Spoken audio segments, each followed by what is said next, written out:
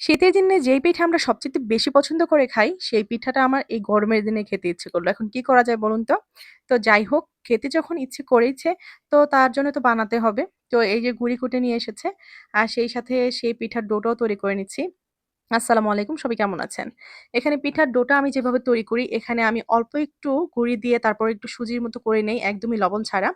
দেখেছেন ফার্স্ট এ এই সুজির মতো হালকা একটু করে নিয়েছি। আর তারপর এটাকে আমি একটু কুসুম গরম পানি দেখুন এখানে ঢেলে দিয়ে তারপর এটাকে একদম নরম করে মিশিয়ে নিচ্ছি।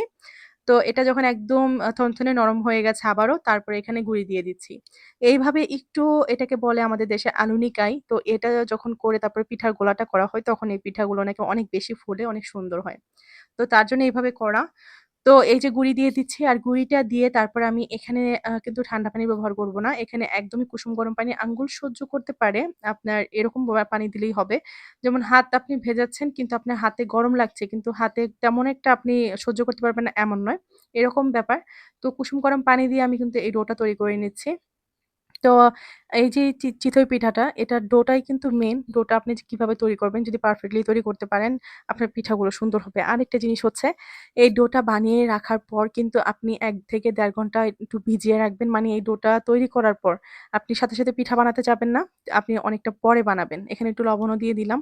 দেখা যায় অনেকটা পরে যখন পিঠা বানাবেন, ১.৫ ঘন্টা পরে বা ২ ঘন্টা পরে, তখন এই পিঠার যে ডোটা এটা ভিজে একদম সুন্দরভাবে সেট হয়ে যাবে। যখন পিঠাটা বানাবেন তখন কিন্তু একদমই কি হবে? ফুলকো, ফুলকো পিঠা হবে।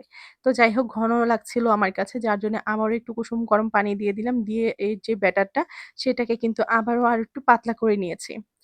তো চিতই পিঠার যে গোলা সেটা কিন্তু একদম ঘনও না পাতলাও না। এটার একটা কনসিস্টেন্সি আছে যেটা আসলে বুঝতে হবে। না হলে কিন্তু পিঠা আপনার সুন্দর করে বানাতে পারবেন না। যাই হোক যারা নতুন তারা দেখা যায় অল্প, অল্প করে পানি দেবেন আর ছোট্ট করে একটা পিঠা বানিয়ে, বানিয়ে দেখবেন তাহলে কিন্তু হয়ে যাবে। আমিও কিন্তু ১ম এইভাবে শিখেছি। তো পিঠা খাওয়ার জন্য অবশ্যই লাগবে গোশত। তো গোশত ছাড়া আসলে পিঠা মজা লাগে না। চিতই পিঠা আর হচ্ছে শুটকি ভর্তা। আজকে যেহেতু শুটকি ভর্তা নেই তার জন্য হালকা পেঁপে দিয়ে গরুর গোশত রান্না করে নিচ্ছি। আর এই যেই পেঁপে দিয়ে গরুর গোশতটা এটা কিন্তু খেতে অনেক বেশি ভালো লাগে। এখন কিন্তু পেঁপের সিজন। তো ভাবলাম একটু পেঁপে দিয়ে রান্না করি, না হলে একটু আলু দেই। তো যাই হোক এখানে এই যে পিঠার যে ব্যাটারটা তৈরি করেছি, সেই ব্যাটারটা কিন্তু এখন আমি দিয়ে দেখছি যে আসলে পিঠাটা একদম পারফেক্ট হয়েছে কিনা। মাশাআল্লাহ ১ম পর্যায়ে যে পিঠাটা আমি দিয়েছি সেটাই একদম পারফেক্টলি হয়েছে। তো যেহেতু ১ম পর্যায়ে চুলোর আঁচটা বাড়ানো থাকে তখন একটু এটা ভালো হয় না। কিন্তু যখন আপনি ৪-৫ টা পিঠা বানাবেন তারপর দেখবেন পিঠাগুলো আস্তে, আস্তে এমনিতেই সুন্দর হতে শুরু করে দিয়েছে। তো যাই হোক আমার শেষের পিঠাগুলো অনেক বেশি সুন্দর হয়েছিল। ফার্স্ট এ তো এত সুন্দর হয় না। তো এই হচ্ছে ব্যাপার। আমি কিন্তু পিঠাগুলো একে, একে সবগুলো তৈরি করে নিচ্ছি। আর এখনকার পিঠাটা দেখুন এটা কত সুন্দরভাবে ফুলে উঠেছে। এরকম করে আমার কিন্তু যে পিঠা আসলে পরে বানাচ্ছিলাম, পরের পিঠাগুলো বেশি সুন্দরভাবে ফুলছিল। তো আমার ছোট, ছোট ভিডিওগুলো আমি শেয়ার করতে ভালোবাসি।